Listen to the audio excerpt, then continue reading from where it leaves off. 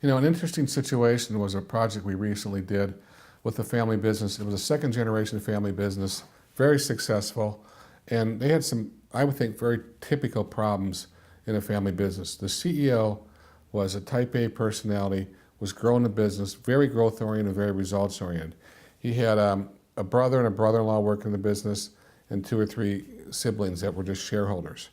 As quite often happens, over time, people's needs change.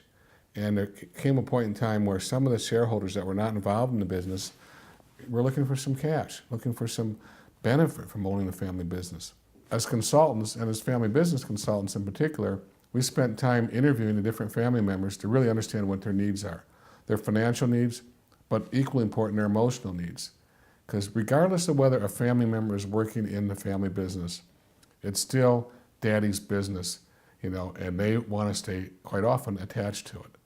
There's an emotional bond there that a lot of people don't understand. So it's just not dollars and cents. It's very important to understand that emotional tie-in as well as the dollars and cents. After talking to the different family members and understanding their needs, both the emotional and the financial, we basically put together a plan, and we bought out, interestingly, three of the shareholders wanted to sell, so we bought 90% of their holdings. So they retained 10%, so they still had a linkage to the family. We had to go out and get a valuation. And we encouraged both sides, the company as well as the shareholders, to get their own valuations done independently, because that gets tricky. I mean, just think about it. If you come up with a valuation, and let's say it's a perfect valuation, it is fair and square at the time. They sell out, the CEO a year later decides to do an acquisition, and 2 years later the company's worth twice what it was, when they sold out. There's going to be hard feelings.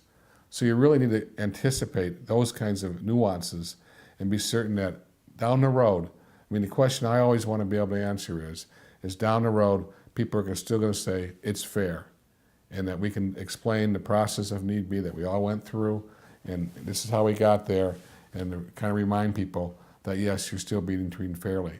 Because if they're not being treated fairly, then all of a sudden you're right back into this landmine where you built this family business for a family and it's tearing the family apart. And you just can't let that happen.